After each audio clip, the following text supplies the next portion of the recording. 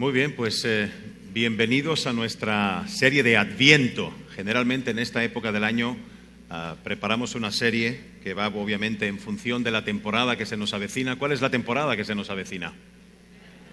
La Navidad. Me parece que ustedes no están muy entusiasmados con la llegada de la Navidad, ¿verdad? Pero bueno, empezamos hoy la serie de Adviento. Va a ser una serie, por lo que platiqué con Marco, va a ser entre 4 y 5 mensajes. Hoy va a ser el primero de ellos. Va a ser un mensaje que va a crear un poquito como una zapata o una plataforma para levantar después el edificio con los siguientes mensajes. Así que hoy vamos a empezar con el primero, que es, como les dije, una mera introducción que creo que va a sentar las bases de lo que vamos a estudiar las próximas semanas. Pero antes que nada, pongámonos en manos del Señor para que sea Él quien, la palabra que se predique, sea Él quien la predique desde el púlpito. Amado Padre, buenos días. Queremos, antes que nada, darte las gracias por estar aquí esta mañana. Estamos gozosos y contentos de poder estar en este servicio, Señor, en primer lugar para alabarte, para adorarte y sobre todo, Padre, para escuchar la palabra que nos tienes preparada en este día. Queremos rogarte, Señor, que tomes tú el control, que con tu poder, Padre, te adueñes de nuestros pensamientos, emociones y cualquier preocupación, Señor, que nos pueda estar turbando, para que nos ayude, Señor, a concentrarnos en la exposición de tu palabra. Dispón nuestra mente y nuestro corazón para recibirla. Ponemos el mensaje de hoy en tus manos para que sea para bendición para todos los que estamos aquí presentes. Te lo pedimos, Padre, en el nombre bendito de Jesucristo. Amén. Muy bien. Los evangelios no nos proporcionan una fecha exacta y precisa para el nacimiento de Cristo, pero sí proveen suficiente información para que trabajemos con ciertos parámetros que nos ayuden a aproximarnos a la fecha de su alumbramiento. Sin entrar en mayores detalles, obviamente por cuestión de tiempo, la mayoría de los teólogos e historiadores que han trabajado con la información que hay en la palabra de Dios calculan el alumbramiento de Cristo entre los años 6 y 4 antes de Cristo. O sea, entre 6 y 4 años antes del año cero que utilizamos en el calendario gregoriano de hoy en día, de 365 días. De igual manera, la fecha del 25 de diciembre, como natalicio de Cristo, se adoptó varios siglos después de la muerte y resurrección del Señor, y tradicionalmente se ha quedado fijada como la fecha de ese día. Sin embargo, si estudiamos de cerca las Escrituras, la Biblia da más bien a entender, a través de varios pasajes clave, como la fecha de nacimiento de Juan el Bautista, que era primo de Jesucristo y nació 6 meses antes que él, y también el censo que convocó el rey Herodes en la fecha en que estaba a punto de dar a luz María, que el nacimiento de Cristo más bien debió de suceder en otoño y no en invierno, muy posiblemente en el mes de septiembre. Otros estudiosos y otros teólogos de las Escrituras calculan el nacimiento un mes después, en el mes de octubre. Pero lo que es más que evidente es que Dios no consideró importante que supiéramos la fecha exacta del nacimiento de nuestro Salvador. Y más bien sí quiso registrar con lujo de detalles la obra redentora que llevó a cabo su Hijo. Por lo tanto, lo más importante con este punto de partida es que la fecha del natalicio de Cristo no debe de ser un punto dogmático entre creyentes y que no sirva como un punto de discusión, de batallas teológicas que realmente son absurdas y no conducen a nada. En el día de hoy, aunque les parezca extraño, y les digo porque les parezca extraño porque generalmente cuando hablamos del nacimiento de Cristo solemos aterrizar en los evangelios, pero lo que vamos a hacer es acampar en el libro de Éxodo. Sin embargo, antes de que entremos en materia, creo que todos estaríamos aquí de acuerdo en que esta época a la cual vamos a entrar ahora, la época de la Navidad, es una temporada en la que estamos así como hiper o extrasensitivos. Estamos mucho más pendientes de las personas a nuestro alrededor, de nuestros familiares, de nuestros amigos, de las luces, de las invitaciones, de los mensajes de Facebook, de las celebraciones, etc. De hecho, debo de confesarles que en mi casa la decoración y las luces y los adornos de Navidad, mi mujer los puso desde el 8 de noviembre. Me acuerdo perfectamente porque mi padre llegó de viaje al día siguiente y lo hizo precisamente para que encontrara la casa ya así. Es más, estamos a 29 y ya se nos ha quemado la primera extensión de colores y no estamos ni siquiera en diciembre. Pero donde quiero llevarlos en esta mañana es a esto. No existe una celebración en el mundo occidental que sufra de tanta propaganda por todos los costados como la temporada a la que vamos a entrar ahora. Cada anuncio, cada comercial, cada valla espectacular, cada mensaje en la radio va a decirnos que este es el año donde todo se va a solucionar. Las familias van a progresar, las relaciones rotas se van a componer y los problemas van a ser cosa del pasado cuando amanezca el día de Navidad. La depresión también será cosa del pasado, el llanto y el dolor también se van a esfumar. Este es el milagro de la Navidad. Y esto es lo que traerá el sol la mañana del día 25. Esto será todo lo que verás y todo lo que escucharás durante las próximas semanas. Esta será la temporada y el año en que cuando vengan tus familiares de visita, no te vas a acordar de lo mal que te caen, de lo mucho que te fastidia tu suegra, de las ganas que tienes de encerrar en el armario a tus sobrinitos. Es más, vas a ver a tu jefe hasta con otros ojos, te va a caer mejor también, porque este es el espíritu navideño, esta es la nebulosa que trae la Navidad. Tus amados familiares, cuando vengan de otras partes de México o de España o de donde sea, te van a traer regalos muy por encima del presupuesto que suelen estar acostumbrados a regalarte. Tus hijos van a darte las gracias día y noche por lo que tú les vas a regalar y van a estar reconociendo durante las próximas semanas lo sacrificado y lo buen padre que eres. Estamos tan pero tan sintonizados y hemos bebido tanto de esta dulce melodía de la Navidad que realmente hemos dejado de ver la realidad y todos vamos a acabar nuevamente decepcionados una vez pase esta temporada y se acaben los villancicos. Por lo tanto, mis amigos y hermanos en Cristo, lo que pretendo ofrecerles esta mañana es algo mejor, algo mucho mejor. Y no solamente para esta temporada, sino para todos los meses del resto de tu vida. Algo que va a permanecer aún después de que quites los adornos navideños y las luces. Algo que te va a encontrar justo donde estamos ahora, sin adornos, sin luces, sin maquillaje, y algo además que nos va a proveer de esperanza, mientras miramos hacia adelante esperando lo que ha de venir. Como cristianos en esta temporada estamos celebrando lo que se llama el Adviento. Lo conocemos más bien por el nombre de la Navidad. Muchos cristianos conocen el Adviento como un tiempo de oración y de reflexión que se caracteriza principalmente por el arrepentimiento, el perdón, el gozo, la alegría y que nos prepara para recordar la llegada del Salvador. Pero realmente es mucho más que el recordatorio de un acontecimiento histórico que sucedió poco más de 2000 años atrás. Adviento es un recordatorio de que Cristo vino y que su poder está activo en el día de hoy y que retornará. Y esta vez retornará no como un bebé en un pesebre, sino como un rey soberano y en poder. Pero para enfocarnos en lo que realmente es la Navidad y no dejarnos envolver por la locura de comprar o morir que va a suceder también en las próximas semanas, tenemos que entender el verdadero significado de lo que hay detrás de la Navidad, del Adviento. Así que durante las próximas 4 o 5 semanas vamos a estudiar acerca de el carácter de Dios, acerca de quién es Él, de cuáles son sus atributos y de qué está haciendo Él ahora para poder entender cómo encaja la narrativa de la Navidad.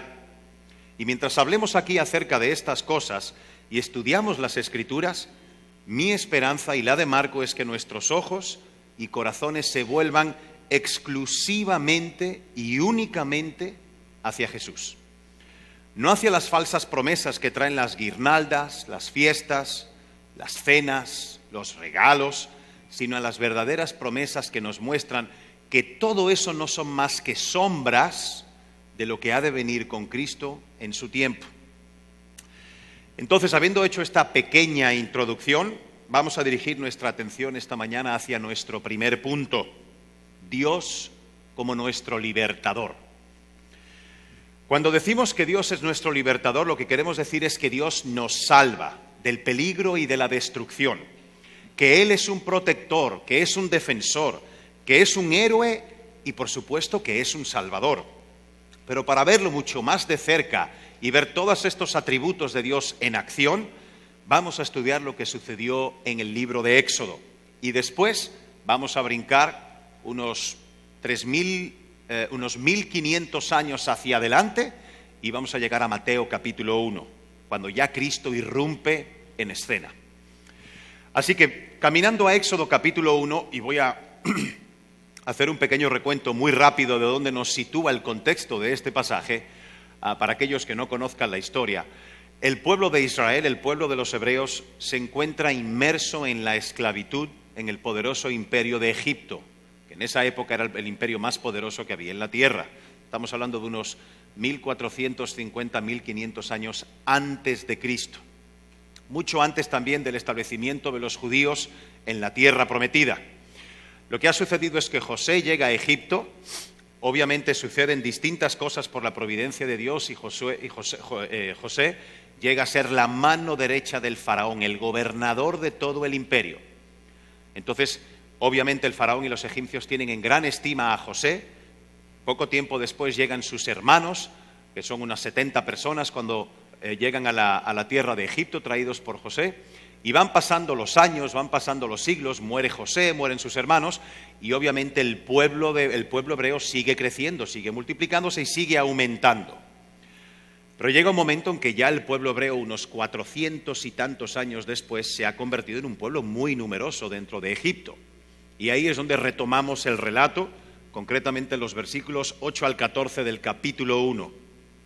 Dice la palabra: Entre tanto, se levantó sobre Egipto un nuevo rey que no conocía a José, y dijo a su pueblo: He aquí el pueblo de los hijos de Israel es mayor y más fuerte que nosotros.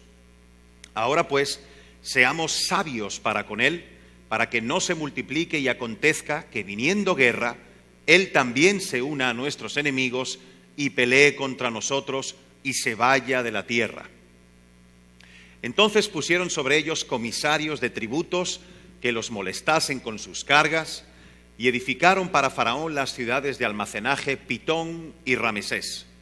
Pero cuanto más los oprimían, tanto más se multiplicaban y crecían, de manera que los egipcios temían a los hijos de Israel. Y los egipcios hicieron servir a los hijos de Israel con dureza, y amargaron su vida con dura servidumbre en hacer barro y ladrillo, y en toda labor del campo y en todo su servicio, al cual los obligaron con rigor. Pues bien, habiendo leído esto, y como personalmente muchas otras veces les he dicho desde este púlpito, quiero repetirles que la dificultad, el dolor y el sufrimiento no deberían de sorprendernos. Está por todas partes. Y aquí tenemos un ejemplo más. Tenemos al pueblo de Dios, aquellos separados, apartados, amados por Dios, llamados por Él mismo como suyos, quienes según este pasaje están siendo tratados con dureza y con rigor. Y si somos honestos, muchos de nosotros aquí en esta sala pudiésemos decir lo mismo. Sí, yo puedo identificarme con eso. Creo que en múltiples ocasiones he sido tratado con dureza y con rigor. ¿Cuántos de nosotros estamos afligidos por cargas muy pesadas? ¿Cuántos de nuestros corazones palpitan más aceleradamente cuando pensamos en ello, cuando pensamos en todo el equipaje y todas las cargas que estamos soportando? Algunos de nosotros fácilmente podemos levantar la mano y decir: amigo, yo estoy sumamente oprimido. Quizás no sea por otra persona, quizás sea por la oscuridad con la que estás luchando personalmente, quizás sea por la lujuria que siente tu carne y te tiene esclavizado, no lo sé. Hay muchísimas razones por las cuales pudieses estar en un pozo oscuro y profundo.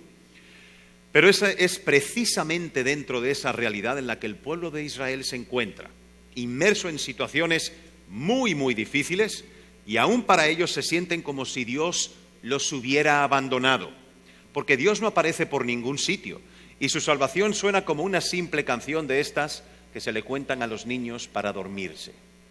Sin embargo, a medida que vamos avanzando en el texto y progresamos en este pasaje de Éxodo capítulo 1, encontramos al final de capítulo 1 y principio del capítulo 2 lo siguiente.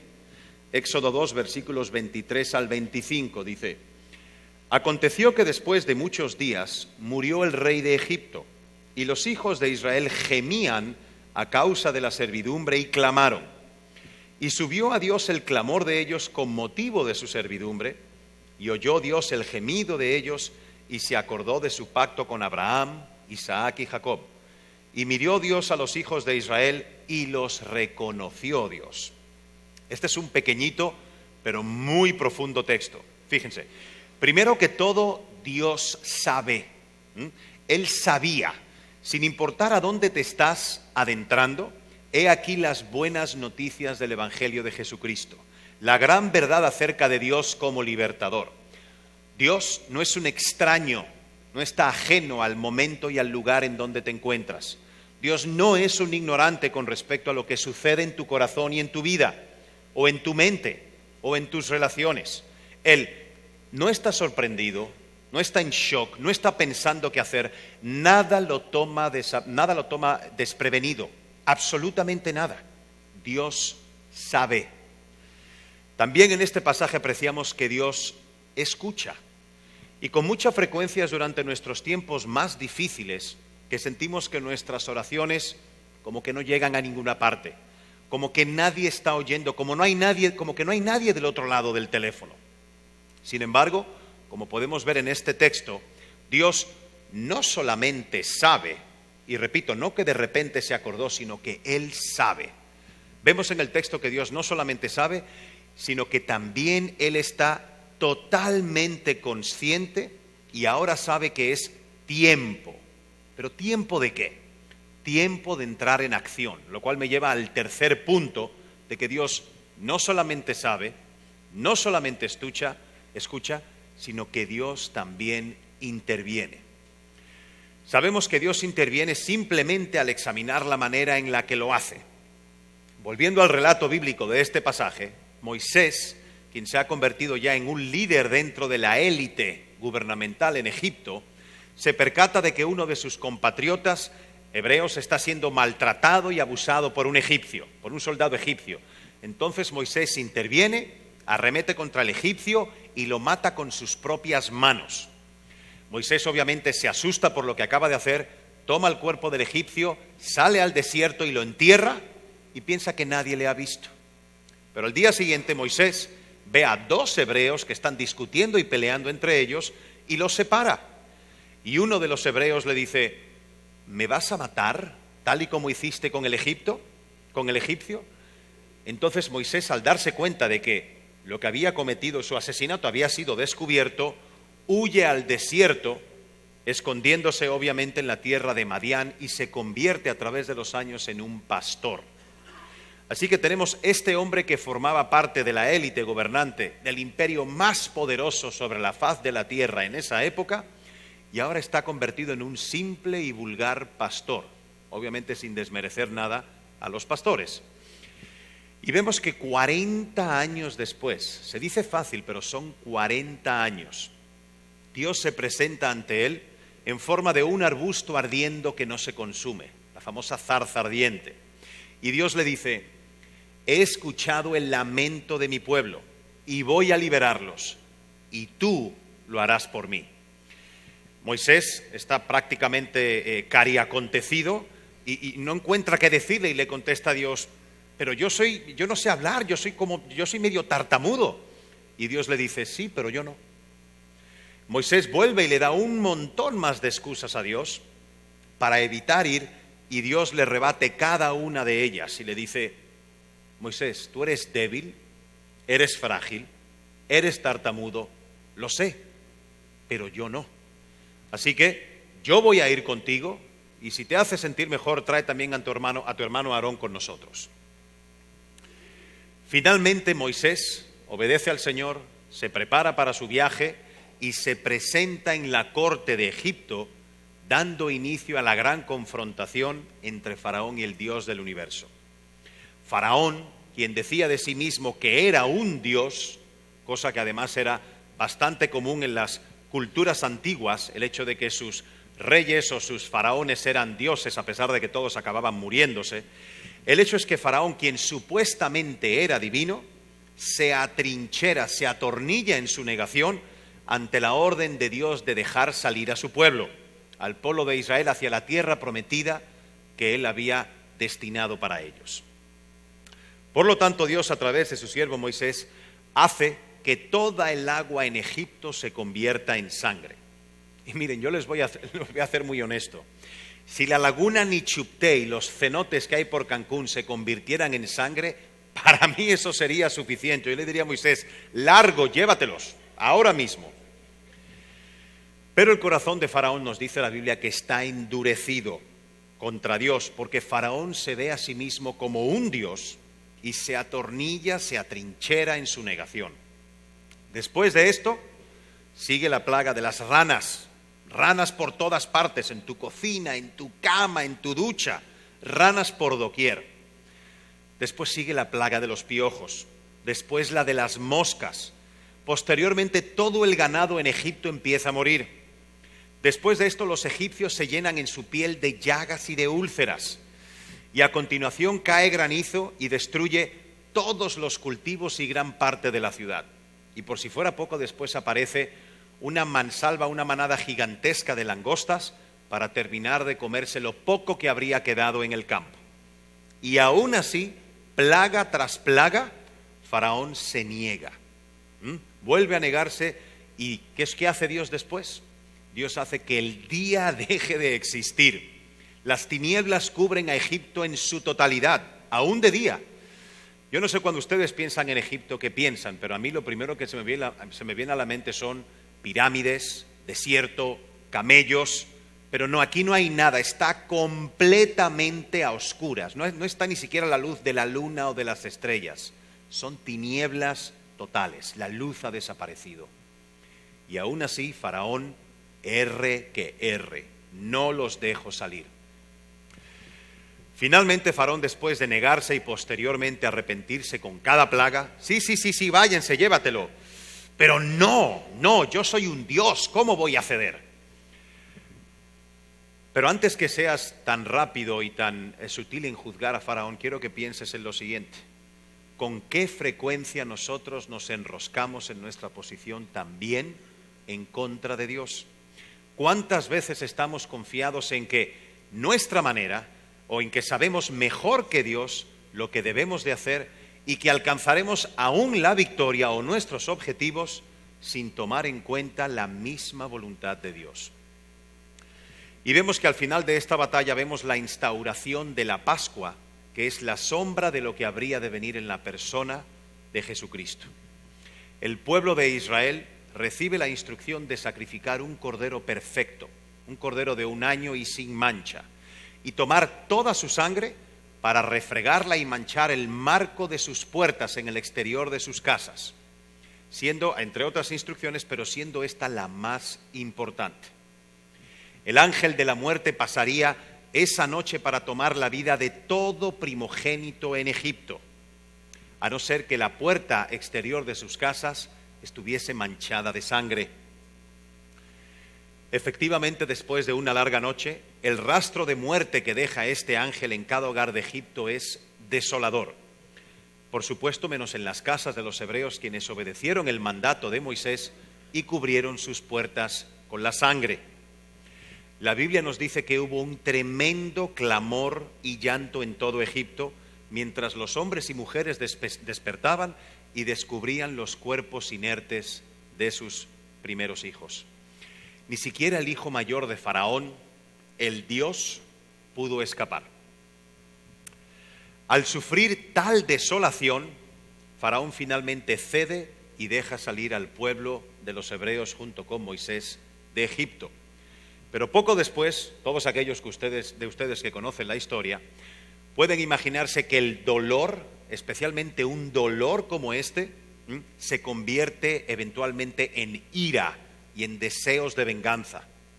Así que Faraón, sediento de sangre, convoca a su ejército, pero ya no para traer de regreso a los hebreos otra vez a Egipto para que continúen con la servidumbre, sino para destruirlos por completo y aniquilarlos. Entonces sale con el ejército para darle alcance a los hebreos que ya están camino de la tierra prometida en el desierto. Pero ahora quizás en este punto de la historia que estamos leyendo pudieses pensar, Ok, Sergio, me convenciste con el hecho de que Dios oye y de que Dios sabe. Estoy de acuerdo contigo, pero me perdiste con el hecho de que Dios interviene. Porque déjame decirte que en mi vida, en mi mundo, en el tipo de dolor, de frustración, de depresión, de ansiedad, de enojo que tengo, en esta tormenta perfecta, este tipo de intervención divina, yo no la veo por ningún lado. Yo no veo que Dios intervenga en nada. No ha habido agua convertida en sangre en mi vida, ¿eh? Y si ha habido una plaga, la plaga ha sido sobre mí. Este Dios milagroso del que hablas, en mi vida realmente no ha intervenido. Sin embargo, tengo para decirte que hoy, domingo por la mañana, estás aquí, escuchando este mensaje. Y yo particularmente, cuando miro 11 años atrás, que fue cuando conocí al Señor, puedo ver el milagro que ha ido haciendo en mi vida progresivamente. Muy posiblemente sin su intervención, yo estaría hoy en día sin un hogar, solo, seguramente sin un buen trabajo por el carácter que tenía, con mi salud muy deteriorada y sostenida sobre todo por esas medicinas que cuando te las tomas te dejan como un zombi. La suma de pequeños milagros que Dios fue haciendo en mi vida, en distintas áreas de mi vida, aun cuando el proceso era doloroso y en momentos me sentí expuesto, avergonzado, sucio, demostraron ser justo lo que necesitaba para salir de la oscuridad en la que me encontraba. Y esa es la gracia de Dios en acción, la misma que me hizo considerar que había algo mucho mejor que mi estilo de vida o el estilo de vida que el mundo me quería imponer. Así que quizás tú estás aquí con toda una carga de equipaje para escucharme decir que Dios sabe, que Dios oye y que Dios interviene. Y si no eres creyente, a lo mejor el hecho de que tú estés aquí hoy es un milagro. Porque piensa en esto. Dentro de la cantidad de cosas que ofrece nuestra cultura para hacer durante un domingo en la mañana, piensen, ir a desayunar con la familia, a un buen restaurante, ir a la playa, ir a algún parque de estos exóticos de aventuras que tenemos por aquí. Hay un montón de cosas que hacer. Sin embargo, ¿cómo es que estás aquí esta mañana? ¿Será que Dios te está tratando de administrar, tratando de estimular, tratando de encontrarte y de amarte justo donde estás ahora? En este camino, en este preciso momento del camino de tu vida. Si no eres cristiano, ¿quién te invitó aquí? Pareciera que Dios sí está milagrosamente interviniendo en tu vida, al menos de alguna manera. Y si eres creyente, también es posible que estés tan ocupado buscando ver el agua tornarse en sangre o ver plagas de moscas y de piojos, o tan ofuscado en presenciar prodigios y milagros que desafíen las leyes de la naturaleza, que te has olvidado de observar los pequeños milagros que están justo enfrente de ti. Pero vamos a volver a nuestro relato. Estamos en el punto en que Moisés lidera al pueblo de Israel hasta la orilla del Mar Rojo, y todos ustedes creo que ya saben lo que pasa. Pero vamos al texto. Éxodo capítulo 14, versículos 29 al 31, dice: Y los hijos de Israel fueron en medio del mar, en seco, teniendo las aguas por muro a su derecha y a su izquierda. Así salvó Jehová aquel día a Israel de mano de los egipcios, e Israel vio a los egipcios muertos a la orilla del mar. Y vio Israel que aquel grande hecho que Jehová ejecutó contra los egipcios, y el pueblo temió a Jehová, y creyeron a Jehová y a Moisés su siervo. Aquí tenemos algo bien importante que notar. Esto nos revela precisamente lo que esta serie de Adviento tiene que decirnos acerca de la Navidad.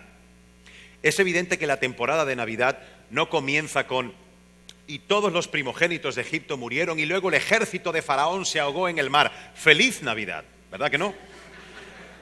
Esa no es una progresión normal. Entonces, ¿qué tiene que ver esta historia acerca de Dios liberando a su pueblo de la esclavitud? ¿Qué es lo que eso tiene que ver con la Navidad? Vamos a examinar entonces lo que está sucediendo aquí. Primero vemos que Israel está temiendo al Señor, están recordando al Señor y además respetan a su siervo Moisés, porque lo están obedeciendo, están siguiendo sus instrucciones. De esta manera es que son llevados fuera de Egipto, liberados del yugo de la servidumbre y de la esclavitud, hacia la tierra prometida, donde abundan el bienestar y grandes bendiciones. Pero ¿saben cuánto va a durar esto para Israel? Esta libertad de la esclavitud y esta buena tierra que Dios les ha preparado. 2 o 3 capítulos, no más. La razón de eso es por lo siguiente. Moisés llevó a cabo la liberación externa de seres humanos de la esclavitud física hacia una buena tierra. Sin embargo, lo que vamos a leer en Mateo capítulo 1 es mucho más grande que esto. En Mateo capítulo 1, versículo 21, José es visitado por un ángel, y esto es lo que el ángel le dice con respecto a su prometida María. Y dará a luz un hijo y llamará su nombre Jesús, porque él salvará a su pueblo de sus pecados. Moisés salvó y rescató al pueblo de Dios de la esclavitud física, pero la venida de Jesucristo no es meramente el rescate de nuestras dificultades del aquí y del ahora, sino más bien la salvación de nuestras almas de la raíz que causa la devastación que plaga nuestras vidas, la plaga del pecado y de la muerte. La venida de Jesucristo decretó la sentencia de muerte sobre la muerte misma, así como la muerte del pecado una vez y para siempre. La venida de Jesucristo trajo la erradicación de la justicia basada en obras, ya que Él viene a instaurar su justicia en nosotros mismos. Él entra en escena e invade por completo la falsa idea de mantener sobre una balanza nuestra justicia, y Él se hace perfección por nosotros. Porque si te fijas bien, su venida y el poder que hay disponible en Él hoy, ahora, es la única y real liberación del problema de raíz que hay en el corazón del hombre, el pecado. Y esto es lo que produce todo lo roto que hay en nuestras vidas. Y si tú eres de los que piensan, ¿me estás diciendo que si soy cristiano no voy a sufrir ni voy a tener dificultades? Por supuesto que no. Yo nunca diría eso, porque eso simplemente no es cierto. Fíjate, como creyentes, como cristianos, hoy en día nos encontramos en un periodo único y muy particular de la historia de la humanidad. Lo que estamos haciendo durante el Adviento es, por un lado, mirar hacia atrás y considerar las implicaciones de la llegada de Jesucristo y de su obra, de que esta vez Dios no envió a Moisés, sino que Dios se encarnó en la persona de su Hijo Jesucristo, y Él personalmente hizo irrupción en nuestra historia, y nada después de eso fue igual. Cristo no vino a romper el yugo de una esclavitud sintomática o circunstancial, más bien vino a liberar nuestras almas para siempre. Todo ha sido pagado y ahora aguardamos por el poder del Espíritu Santo, por la consumación final de todas las cosas cuando Cristo regrese. Así que en esta temporada navideña estamos mirando hacia atrás. Cristo ha venido, y como ha venido, yo he sido liberado del poder de mi propia pecaminosidad, y también tú. Ahora que fui comprado a través de su sangre, ahora que soy un hijo comprado por la muerte y resurrección de Cristo, soy perdonado de todos mis pecados, pasados, presentes y futuros. Esto simplemente no sería posible si Cristo no hubiese venido. Imposible. Un hombre no podría librarme de ello, a no ser que fuese perfecto y sin mancha. Y no ha habido ningún hombre que no esté contaminado por el pecado, salvo Jesús, el Hijo de Dios. Esto es precisamente lo que Pablo nos dice en Romanos capítulo 3, versículo 12. Pero ahora lucho con el poder de Cristo y con el regalo del Espíritu Santo, que me asegura que no tengo por qué ceder ante el pecado. Aún lo hago porque mi carne es débil, pero ya no estoy irremediablemente indefenso ante el poder del pecado. Ya no soy esclavo del pecado. Durante los últimos 11 años de mi vida ha habido mucho progreso con respecto a mi inclinación a pecar externamente. pero aún tropiezo y aún caigo. Si no, solamente tienen que preguntarle a mi esposa. Pero sé que puedo levantarme y que el amor y el afecto del Señor son invariables e incondicionales hacia mí, como hacia cualquier pecador arrepentido. Por ello debemos desear ansiosamente en nuestra mente y en nuestro corazón el pronto e inminente retorno de nuestro Salvador, ya que sólo entonces será todo perfecto y nosotros también seremos perfectos. Al inicio de este sermón les decía que todas estas cosas son meras sombras que surgen durante la Navidad de lo que finalmente será. Ese momento por el cual estamos tan hambrientos está más cerca. No será la mañana del día de Navidad, sino será al retorno del Rey del Universo, y esta vez no será como un bebé. Él invadirá por última vez la oscuridad de este mundo y hará todas las cosas nuevas. Ese día finalmente se restaurarán todas nuestras relaciones y acabará para siempre la depresión, la ansiedad, la pérdida y la muerte. Es más, Dios nos dice que las cosas viejas, lo que hayamos vivido, quedarán atrás, que ni siquiera habrá memoria de ellas. Vayan conmigo a Isaías 65, versículo 17, dice aquí el profeta: porque he aquí que yo crearé nuevos cielos y nueva tierra, y de lo primero no habrá memoria, ni más vendrá al pensamiento. Y tiempo después el apóstol Juan en Apocalipsis nos dice algo similar, Apocalipsis 21:4. Enjugará Dios toda lágrima de los ojos de ellos, y ya no habrá muerte, ni habrá más llanto, ni clamor, ni dolor, porque las primeras cosas pasaron. Todos esos momentos en que nos preguntamos: ¿dónde estás, Dios? ¿Dónde estás? No te siento, no respondes. Todos esos momentos desaparecerán. Así como ahora vemos a través de un cristal translúcido y sucio y vemos borroso, no vemos con claridad, así veremos después con claridad impoluta la indescriptible belleza de todo lo que el Señor tiene preparado para aquellos a quienes lo aman. Estamos un día más cerca.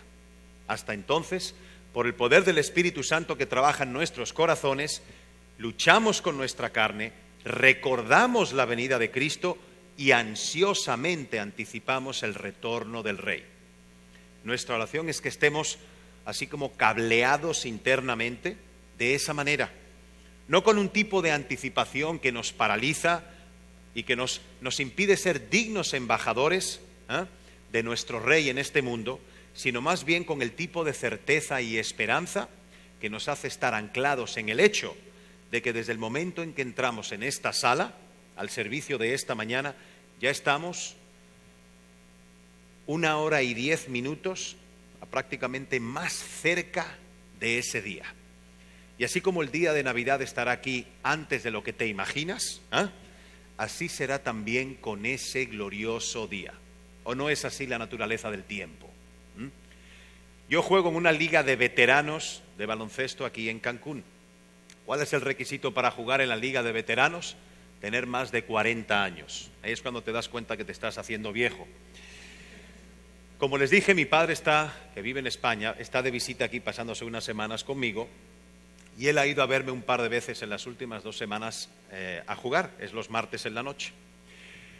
Cuando estaba jugando y lo veía él sentado en las gradas, allí en la cancha donde jugamos, me parecía que era ayer hace 23 años, cuando yo estaba jugando en España, en las categorías inferiores, que tenía yo 19, 20 años, me parecía que era ayer. Mi padre se veía prácticamente igual, aunque realmente no se ve igual, pero la ilustración de esa imagen de él en las gradas, ahora comparado con hace 23 años, me parecía que era ayer.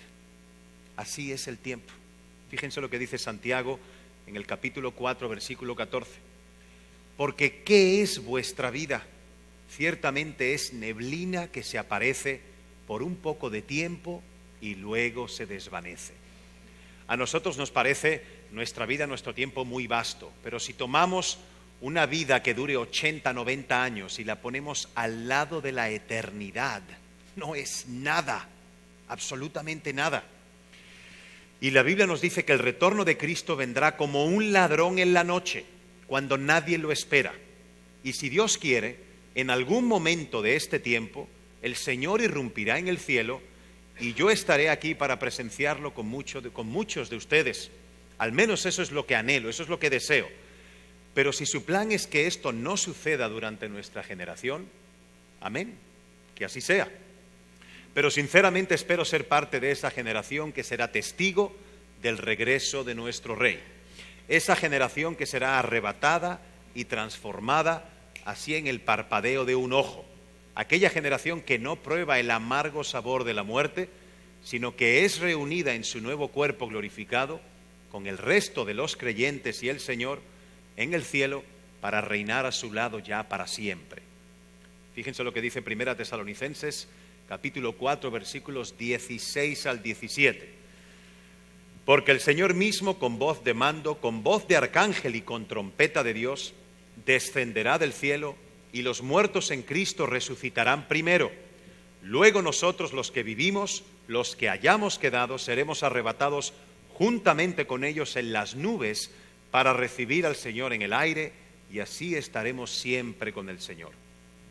Así que, amigos, durante esta temporada de Adviento que está por comenzar, y tan tristemente desvirtuada de lo que debería ser, nosotros como cristianos debemos de recordar, regocijarnos y mirar con esperanza hacia el futuro al retorno del Rey.